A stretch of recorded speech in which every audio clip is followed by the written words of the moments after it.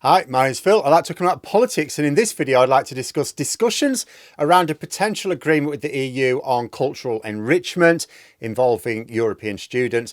But there's a particular phrase which came out of the discussions with officials, which I think is inevitably going to cause a little bit of panic in Brexit supporting circles once the Daily Express gets round to reading what their colleagues at the Sunday Times have been reporting. But first, for daily political commentary, please click the subscribe button so you don't miss out. So both the Times and the Telegraph have been reporting on this yesterday, though I've yet to see it in any other outlets so far. Like I say, when the Express get round to it, I foresee a lot of gnashing of teeth and probably another one of their polls.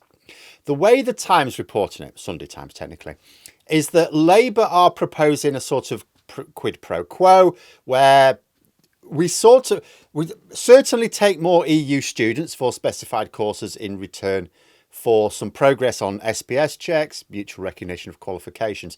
In fact, it's essentially working on the details of the youth mobility scheme, but being dialed down publicly. But as this is a sort of UK proposal, you would think to a certain extent it'll be dialed back up again before we get a final agreement. So the Sunday Times reporting that Labour are effectively moving on the youth mobility scheme, but want to make sure it's very carefully phrased in order to avoid anyone describing it as freedom of movement, which it isn't anyway. They report that the government accepts that the deal would mean a net imbalance in student exchange in the EU's favour, meaning we'd be paying more for EU students studying in the UK than we'd be saving for UK students going the other way around. Which is not ideal. That was one of the sticking points on the youth mobility agreement as the EU originally envisaged it, just because of costs, like tight budgets. But the view is that if we gain in terms of easier trade for our legal sector and food producers, could be worth it. They do also talk about the fact that this would inevitably mean a boost to immigration figures, which I always think is a little bit mad. Like, a student coming to the country is for a prescribed length of time. It's for a specific length of time. You wouldn't class holidaymakers in the immigration figures. And it's like, okay, well, they're really coming for a couple of weeks. You're talking about for a few years, sure. But it's still short term. Like, someone comes here to live and work. They could be here for a few years, or they could be here for decades or the rest of their lives. But, tourists are seen as a positive. No one classes that as immigration. And it is also seen as a positive, coming into the money, spending money. It's like, well, students do the same. They just stay a bit longer, but it's still a specified period of time. They're spending a lot more money than a holidaymaker. How is that not seen in the same terms? But anyway, it isn't. We lump it all in with the same immigration figures. So there's political concern from Yvette Cooper at the Home Office about any sort of deal on youth mobility, because it's like, oh, well, you want me to have lower immigration, but now you're adding more to the figures. And let's be honest, there's quite a bit we would like from the EU. There's a list of things that Labour have said they would like agreement with the EU on. There's not really a very long list that the EU want from us. So if we find something we can offer, we need to utilise it. And there have been reports of officials recognising this going way back. I mean, you look at the situation. We want an SPS agreement. We want mutual recognition of qualifications. We want a way for performers to credibly work in the EU. We basically want freedom of movement for performers without calling it freedom of movement. We want help for our chemical and pharmaceutical sector. We're asking for quite a lot of things, and some of the things we're asking for also have to be packaged in a certain way.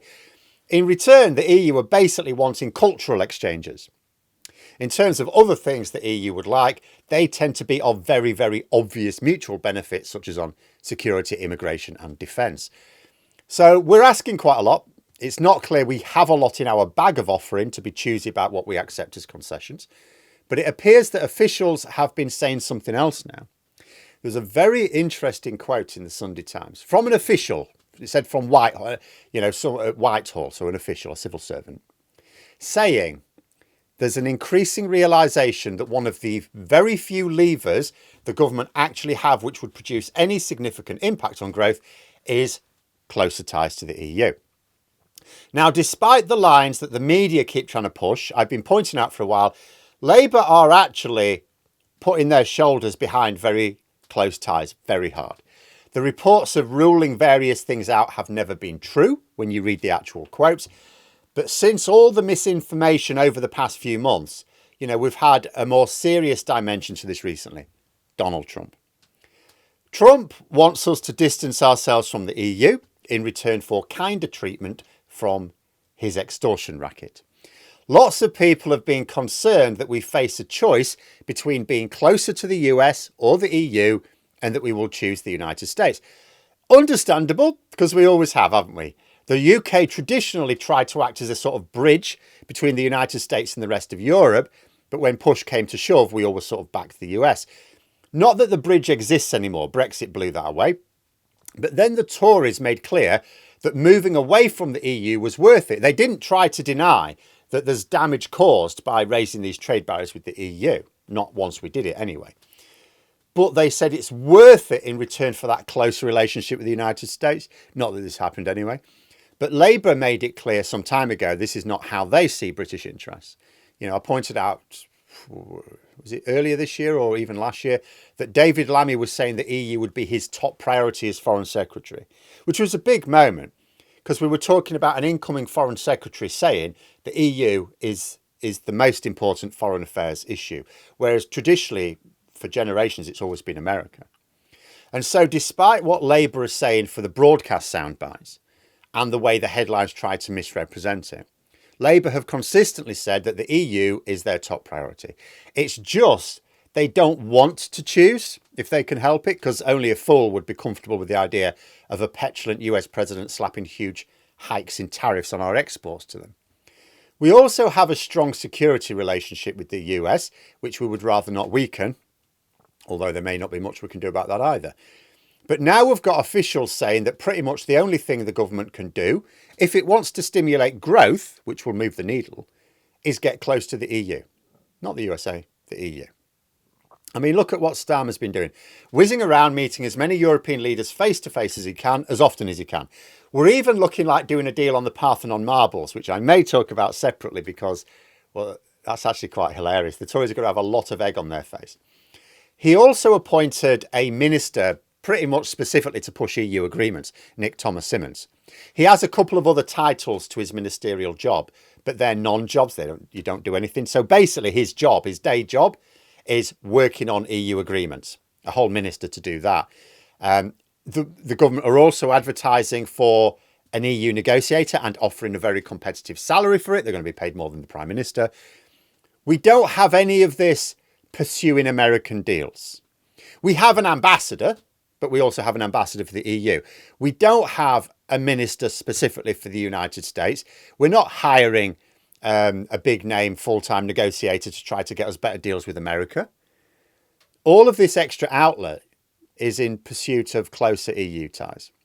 The government won't come out and openly say what everyone behind the scenes working on the agreements is saying to reporters off the record, but this is also in line with what I've been saying for at least the last 2 years. What Labour want to do is to move us as close as possible to the EU with the minimum of fuss. All behind closed doors, very boring. Oh, you don't want to report on this, it's too boring, too technical. Because one of the problems with Brexit, which is almost never acknowledged, although Labour have been open about it, is that much of the public is scared of reopening old wounds with friends and family over the issue which has done more to divide much of this country than anything else since the English Civil War. So they want to do things quietly, in the most boring way imaginable, in order to get all the agreements possible without crossing those red lines. So it's like moving up to those red lines. Once those agreements are reached, and then the only further progress possible is to cross those red lines. I'm not saying there's some secret Labour plan to then do that at that point. What I am saying is that there are some influential people in Labour basically saying that. Peter Mandelson most recently. He said, we need to get these things done first, then at this point we'll be in a better position to go for it. And I've said it before, but it's why I find these standard rejoiner narratives so frustrating.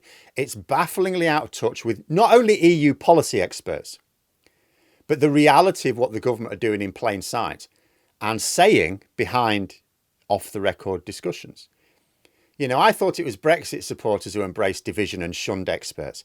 Even when Labour do say something on the subject, if you read it carefully, it doesn't say what the headline said. So the article also quoted Labour's Pat McFadden doing the interview round again yesterday. He's doing quite a few of them. I think it's because he's the only one who's quite good at them. And he said, and I quote, I don't think that this question of a youth mobility scheme in the way the EU has talked about is going to be part of that. Now, note what he's saying and what he's not saying. He's not saying there's not going to be a youth mobility scheme. He's not even saying that the youth mobility scheme as originally proposed by the EU is not happening, only he doesn't think it is. But in reality, the EU have already agreed that the specifics of their original proposal needed to be reworked anyway. So we could agree to what the EU are wanting right now, and McFadden has still told the truth. Even when we do look at what's been said in front of these doors, behind which the real work is taking place, it's blindingly obvious that we are pushing hard for agreements with the EU, and you won't see any reports of anything like the same level of effort being expended on the US. So if it came to a choice between the two, and the government would be trying very hard that it isn't, but if it did, there's a consistent message that the EU is the priority. But there we are. Those are my thoughts. Let me know yours in the comments below. If you enjoyed the video, please click the like button. And if you'd like to support the channel further, you can join for memberships. Thanks for watching. Until next time, I'll see you later.